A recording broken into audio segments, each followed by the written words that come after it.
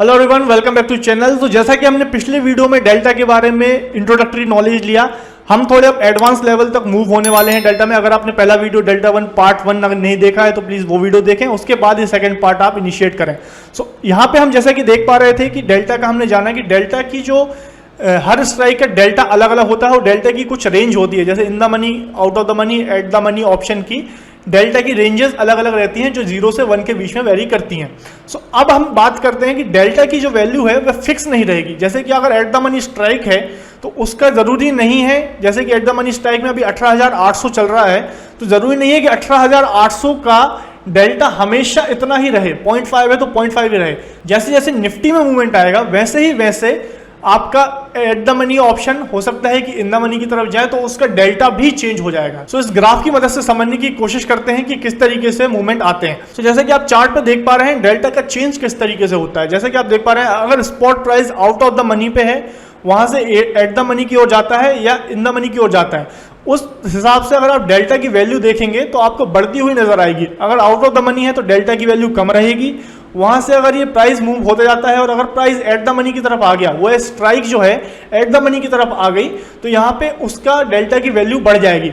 और अगर वह और ज्यादा बढ़ते बढ़ते अगर वह स्ट्राइक इन द मनी हो जाता है तो उसकी डेल्टा की वैल्यू और ज्यादा 1 के आसपास पहुंच जाती है। सो इस तरीके से आपको एक्सेलरेशन देखने को मिलता है। तो आप अगर इस चार्ट को ऑब्जर्व करें तो आप डिटेल में पाएंगे कि एट द मनी के बाद जब इन द मनी की तरफ ये स्ट्राइक जाता है तो वहां पे आपको देखेंगे कि ये जो मूवमेंट है, ये जो चेंज है, ये थोड़ा फ्लैट होता हुआ नजर आएगा।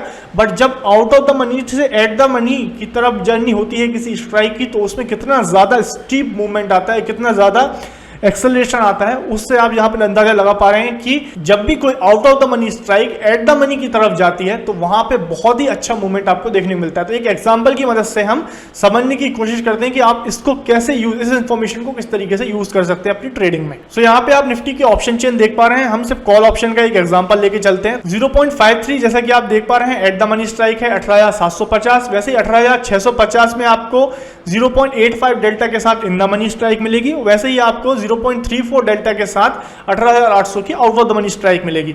सो अगर आप इन स्ट्राइक्स को अगर देखें कि आपका देखिए इन द मनी स्ट्राइक में हो जाती है 18,650, एट द मनी 18,750 और आउट ऑफ द मनी 18,800, जैसा कि आपने यहाँ पे एग्जांपल में इस ऑप्शन चिन्ह में देखा। तो यहाँ पे हर स्ट्राइक का डेल्टा एक अलग अलग है। जैसा कि आप देख पा रहे हैं, इसका इन द मनी का 0.85 है, एट द मनी का 0.53 था और आउट ऑफ द मनी का 0.35 था। वैसे ही ऑप्शन के प्राइजेस भी सबके अलग अलग हैं जो हमने ऑप्शन चेन से उठाए हैं। अब अगर निफ्टी में 100 पॉइंट का मूवमेंट आता है तो हर स्ट्राइक में अलग अलग डेल्टा है, तो उसके हिसाब से अलग अलग प्राइस चेंज उस स्ट्राइक में आएगा। तो निफ्टी में 100 पॉइंट का मूव आएगा तो 0.85 डेल्टा के साथ इन द मनी स्ट्राइक में 85 पॉइंट का मूवमेंट आएगा। वैसे ही एट द मनी स्ट्राइक में 53 पॉइंट का और out of the money strike में 35 पॉइंट का, क्योंकि इसका डेल्टा 0.35 है तो उसमें 35 पॉइंट का मूवमेंट आएगा। अब अगर इतने मूवमेंट आने के बाद नए प्राइस कुछ इस तरह से आपको देखने को मिलेंगे। निफ्टी में 100 पॉइंट का मूव आने से तो 110 का स्ट्राइक जो है ये हो जाएगा 195।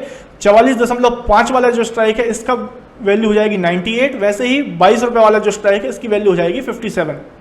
अब आपने देखा कि 100 पॉइंट निफ्टी में मूवमेंट आया है तो हर स्ट्राइक में अलग अलग प्राइस चेंज हुआ है। अब अगर इसका ROI आप अगर निकालेंगे, अगर आप 195 को डिवाइड करेंगे 110 से, तो इसमें निकल के आएगा कि 77% का चेंज आया। वैसे ही एट द मनी में 119% का चेंज आया, आउट ऑफ द मनी में 160 लगभग % का चेंज आया। तो आपने देखा निफ्टी में 100 पॉइंट का मूवमेंट आया बट हर स्ट्राइक में प्राइस चेंज परसेंटेज अलग अलग है। तो ROI हर स्ट्राइक में आपको अलग अलग मिलेगी। तो इसीलिए आप अगर ये चार्ट देखते हैं तो इस चार्ट में आपको समझ में आएगा कि आउट ऑफ द मनी से एट द मनी की जो जर्नी है यहाँ पे बहुत ही ज़्यादा तेज एक्सेलरेशन आता है और एट द मनी से इन द मनी के टाइम पे प्राइस मूवमेंट में इतना ज़्यादा एक्सेलरेशन नहीं आता है। तो वैसे ही आप अगर देखें कि अगर आपका व्यू है कि मार्केट यहाँ से 100-200 पॉइंट ऊपर जाने वाला है तो बेनिफिशियल यही होगा कि आप out of the money strike लें, क्योंकि उसमें एक्सेलरेशन बहुत ज़्यादा मिलता है, डेल्टा की वैल्यू बहुत ही अच्छे से चेंज होती है, जिसमें आपको ROI आपकी बेटर हो जाती है। सो इस स्लाइड से हमने ये इंफॉर्मेशन ली। अब आते हैं हम अगले पार्ट पे। इसमें हम समझते हैं कि डेल्टा को आप प्रोबेबिलिटी की नजर से किस तरीके से देख पा रहे हैं। हर स्ट्राइक की अपनी एक अलग प्रोबेबिलिटी होती है इन द मनी होने की एक्सपायरी तक, तो उसमें आपको डेल्टा कैसे मदद करेगा। फॉर एग्जाम्पल, जैसे कि किसी भी डेल्टा का वैल्यू इज 0.3, किसी भी स्ट्राइक का delta is 0.3, that is out of the money strike है। अब उसकी प्रोबेबिलिटी इन द मनी जाने की एक्सपायरी तक इज 30%। अगर डेल्टा की वैल्यू 0.3 है तो दैट इज 30%, डेल्टा की वैल्यू 0.5 है तो दैट इज 50%।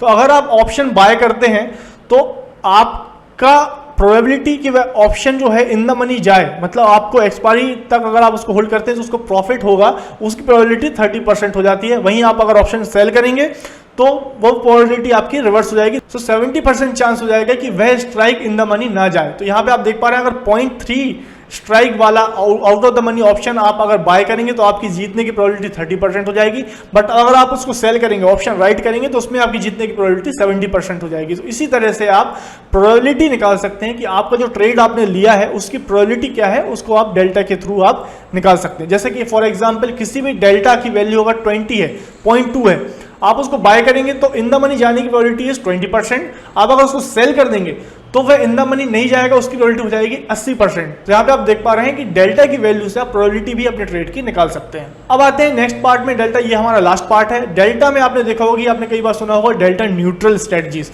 आप जानते हैं कि स्ट्रेडल, स्ट्रेंगल, ये डेल्टा न्यूट्रल स्ट्रेटजी है। तो इनको डेल्टा न्यूट्रल क्यों बोलते हैं? जैसे कि आपने अगर स्ट्रेडल में एट द मनी का कॉल ऑप्शन बाय किया या सेल किया तो उसका डेल्टा हो जाएगा आपका 0.5।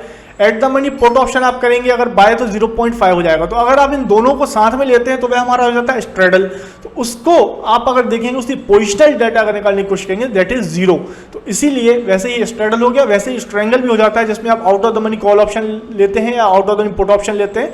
तो उसी तरह से आपको डेल्टा वैल्यू की आप पोजिशनल डेल्टा निकालेंगे तो दैट इज 0। तो इनको बोलते हैं हम डेल्टा न्यूट्रल स्ट्रेटजीज, जिनमें हमारा डेल्टा को हम न्यूट्रल करके टाइम वैल्यू किससे खेलते हैं, थीटा का फायदा लेने की कोशिश करते हैं इन स्ट्रेटजीज में। सो डेल्टा न्यूट्रल बहुत ही एडवांस टॉपिक है। डेल्टा न्यूट्रल में बहुत से एडजस्टमेंट्स भी होते हैं। अगर आपको डेल्टा न्यूट्रल स्ट्रेटजी में एक कंप्लीट वीडियो चाहिए तो आप कमेंट बॉक्स में डालें।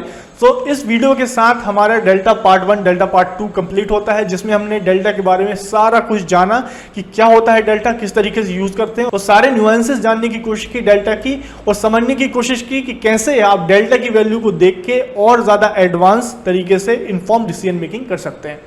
वीडियो आपको पसंद आया तो प्लीज वीडियो को लाइक करें, चैनल को सब्सक्राइब करना ना भूलें। Thank you for watching, happy trading.